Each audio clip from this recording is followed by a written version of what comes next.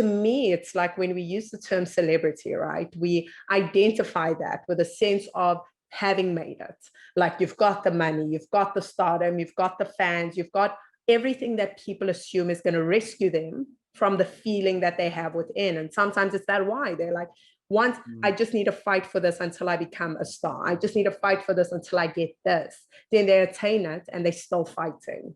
So what causes that? What is it that, you know, we are not fixing within ourselves that causes us to still feel so self-destructive or so isolated that we still don't find that reprieve?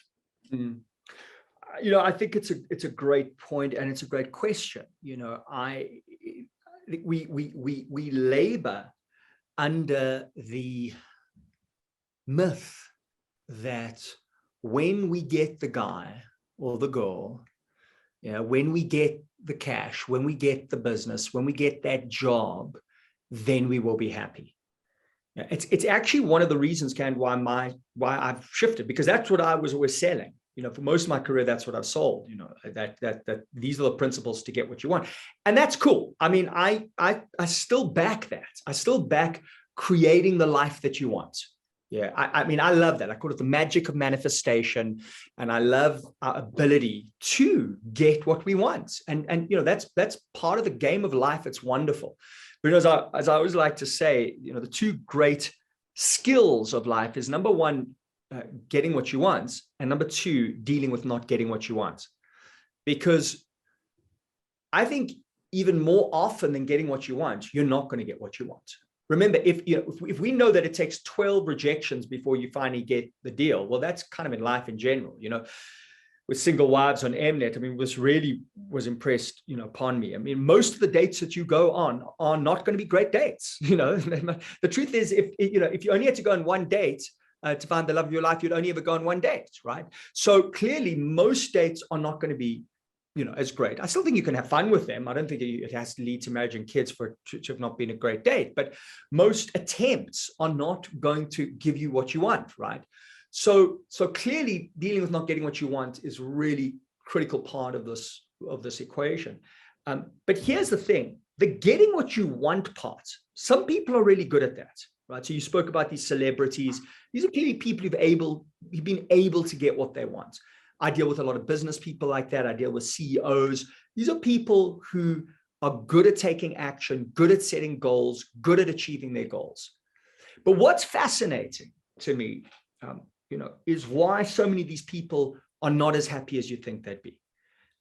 And even when we know this, we still, I mean, I teach this and I still have this sense, well, you know, if I made, you know, another $1 million, or if I made this, or if I did that, if I got, it's so ingrained in us. And I think it's probably an evolutionary drive. It's why it's never enough. It reminds me of Norman Mailer was talking to a fellow author, and the author said to him, you know, they were at a cocktail party, and this guy walked in, he said, that guy made more money last week than you've made out of all your best-selling books. And Norman Mailer turned to him and said, yeah, but I've got one thing he doesn't. He said, what is it? He said, enough. Right? And the truth is, it's never really enough. And I'll bet if Norman Mailer was really honest, he'd say that he still wants another bestseller, right? And it's kind of okay, because I think that's kind of life. If we didn't do that, we would still be in caves. You know, it was saying, hey, we want more. We want a nice house. We want a big house. We want a building. We want to get to the sky. We want to get to the moon. And now we want to get to Mars. I mean, I love all of that. So fine. I'm not dissing that. Don't think that is going to make you happy. Now, that might sound like some sort of little spiritual homily, you know, money doesn't make you happy, whatever. I'm not, this isn't a spiritual homily, my friends. Not that I mind spiritual homilies. That's not it. It is an absolute research scientific fact. It's why I give you a way to boost your happiness more than winning the lottery. If you just won the lottery, I couldn't compete with that. 6 months later, most people who win the lottery go back to the same emotional state they were in before they won the lottery. It's called a baseline level of happiness. We all have a baseline level. So you get the promotion, happiness does go up. It's true, by 20%. You think you're going to, but most people think it's going to stay there. Oh, if I get the promotion, my happiness will stay 20. It doesn't. In 6 months, it goes back down. Yeah, I'm going to get the money. Yes, it goes up, it goes down. I'm going to get the girl or the guy. It goes up, and then it goes back to where it was. Yes, even love, my friends. And then you don't, here's the good news. You don't get the job, it goes down for 3 to 4 months, 3 to 6 months. You don't get the, it goes down temporarily. That's the upside of the downside. The downside of the upside is that you always go back to baseline. So there are very few things that sustainably boost the baseline. And that's why extremely wealthy people, you'll see, I was talking about somebody the other day about this. He mixes with extremely wealthy people. We're talking about billionaires, Saudi, Russians. He was working on yachts, and so he had a lot of engagement with these people. And he was like, man, and don't get me wrong, this isn't a gospel of poverty. I love money. I love the good that money can do. But so many of these people, if you're just saying like miserable and pernickety and complaining and whinging, right? Because when you've got all these things, you have this expectation that everybody's going to be running around you and everything's going to be super perfect and everything. And life, doesn't matter how rich you are, certain things won't be perfect. And then you feel that more because you have this expectation that, you know, of entitlement. So, but yeah, I'm giving an extreme example there. You know, let's go back to these celebrities and what's going on here. I think the first thing to understand is that these things that you bring into your life are not going to, if you've got a mental health issue, the money is not going to solve it. You know, the guy or girl's not going to solve it. In fact, relationships can actually exacerbate it. So if you think you're going to solve your mental health issue by getting some material thing or person or having a baby, I love that. I mean, oh my God, yes, I'm depressed, I should have a baby. You know, we're mistaken. That's not going to do it.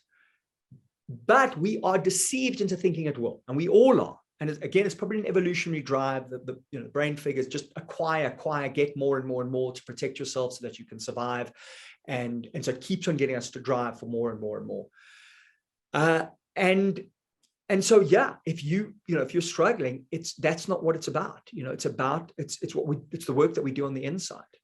And, you know, this is going to sound like an episode of Oprah, but this is research from Stanford University, Robert Emmons.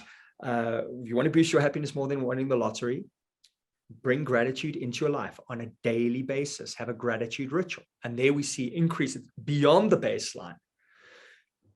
But I got ahead of myself. I think it's important for people to understand, why is this the case? We get desensitized quickly. So if you were still excited about your birthday presents for more than 6 months ago, that would probably prevent you from acquiring more, right? Which is what your brain wants you to do. So everything you become, psychologists use the term habituation. You become habituated to everything, every new thing in your life, new house, new car, new couch, was exciting for a bit and then goes back. And that's just this natural process. So when you understand that, you're not as disappointed. And I think what sometimes happens with celebrities and very wealthy people and CEOs, I think, is they acquire all of this. And firstly, many of those things bring additional stresses. So, you know, celebrityhood looks very attractive from the outside, you know, having everybody running around you and, you know, appreciating you and loving you and adoring you. But it has some downsides, like now you can't go out and you can't have your privacy. And, you know, and I know that sounds like shame, you know, let's bring out the violins. There's so many privileges. Yes, there are privileges, but there are downsides that most people don't think about until you have them. And then I think, the other thing is one's distress is exacerbated by disappointment. Like, damn, man, I was supposed to be happy.